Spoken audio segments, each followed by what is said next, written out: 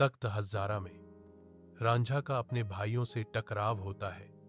उनका युवा चेहरा उनके गांव की पृष्ठभूमि के खिलाफ निराशा का मुखौटा है। वह अपनी बांसुरी अपने एकमात्र साथी को कंधे पर लटकाता है। चमड़ा अनगिनत धुन से घिसा हुआ है। भारी मन से रांझा जाने का फैसला करता है। हर कदम उसके अतीत से एक प्रस्थान है। हरे भरे खेत एक उपहासपूर्ण आलिंगन की तरह फैले हुए हैं जो रांझा के नुकसान की भावना को बढ़ाता है। बहती नदियां उसके दुख को दर्शाती हैं, उसकी आत्मा के भीतर के उथल पुथल को दर्शाती हैं, क्योंकि वह दूर चला जाता है। उनकी विदाई न केवल एक यात्रा है, बल्कि मासूमियत और अपनेपन को एक मार्मिक विदाई भी है। रांझा जंग सयाल गांव की ओर बढ़ता है। उसकी थकान उसके चेहरे पर गहराई से अंकित है। उसकी बांसुरी की मधुरता हवा में भर जाती है। एक कड़वा मीठा सांत्वना उसके थके हुए कदमों का साथ देती है। दूर से एक जीवंत आकृति उभरती है। हीर अपने दोस्तों के साथ सुनहरे खेतों में घूमती हुई। गांव दिखाई देता है। विशाल परिदृश्य के बीच आशा की किरण आराम और शायद उससे अधिक का वादा करता है। उसका संगीत हवा में बहता है। एक शांत पुकार खेतों में गूंजती है जो हीर के कानों तक पहुंचती है। हीर अपनी सहेलियों के साथ बेफिक्र होकर अनजाने में रंझा की मनमोहक बांसुरी की आवाज के करीब जाती है। एक धूप से सराबोर खेत में रांझा अपनी बांसुरी बजाता है, जिसकी धुन हल्की हवा में बुनी जाती है।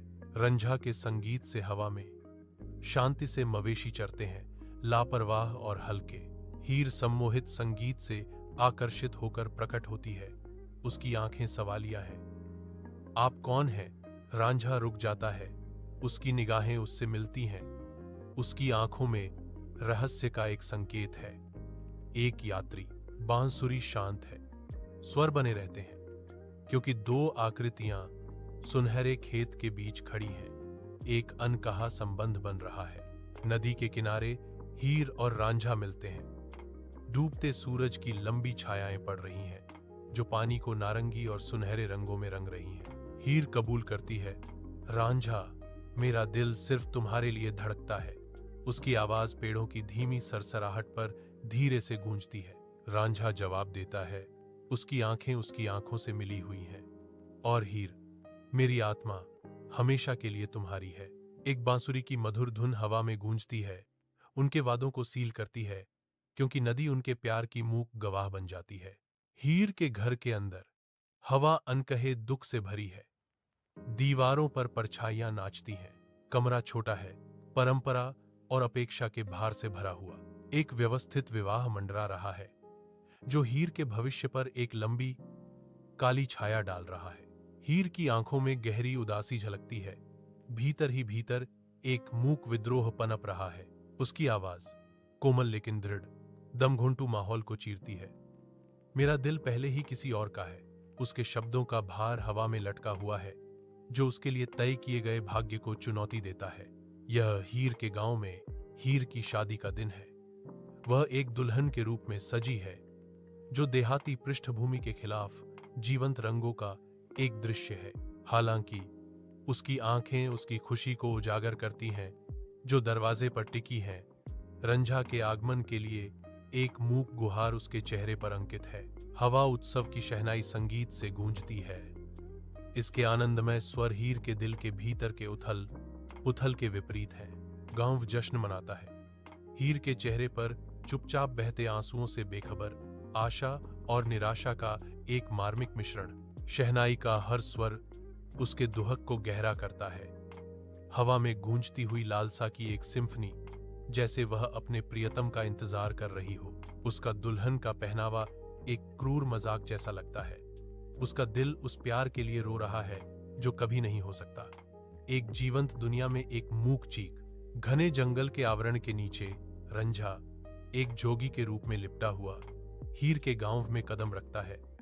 उसका आकार जीवंत हरे रंग के खिलाफ एक तीखा सिलहूट है। रंझा की आवाज भेष बदलने से कर्कश भीख मांगते हुए गूंजती है। उसकी असली पहचान धोखे की परतों के नीचे छिपी हुई है। हीर की सांस अटक जाती है। उसकी आंखें फैल जाती हैं, क्योंकि पहचान उभरती है जो कच्चे भाव की लहर से उसकी मनोदशा को चकनाचूर कर देती है। आंसू चमकते हैं, उनके बीच की जगह को धुंधला कर देते हैं, क्योंकि हीर फुसफुसाती है। उसकी आवाज अविश्वास से भरी हुई है। तुम जिंदा हो, बस इतना ही काफी है। रंझा का भेष बदल जाता है, क्योंकि वह जवाब देता है। उसकी आवाज अटूट भक्ति से भरी हुई है। मैं अब भी केवल तुम्हारा हूं। उनकी आंसुओं भरी निगाहें मिलती हैं। जंगल की हवा अनकहे शब्दों से भरी है। उनका पुनर्मिलन घने जंगल के बीच आशा की किरण है। हीर का गांव खुशी से गुलजार है। जीवंत तैयारियां दिन की रोशनी में शादी के आनंद का दृश्य चित्रित करती हैं।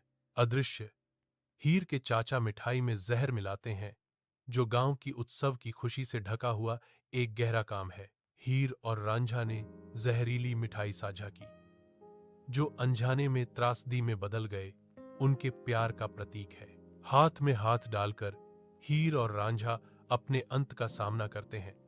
उनकी आपस में गुंथी हुई उंगलियां एक अंतिम हताश वादा। उनकी आत्माएं ऊपर उठती हैं, पीछे एक ऐसा घाव छोड़ जाती हैं जो दुहक से मौन हो गया है, जो पहले की खुशी के विपरीत है। सितारे उभरते हैं, आंसू भरी आंखों की तरह टिमटिमाते हैं। हीर और रांझा की अमर प्रेम कहानी को रात में हमेशा के लिए उकेरते हैं।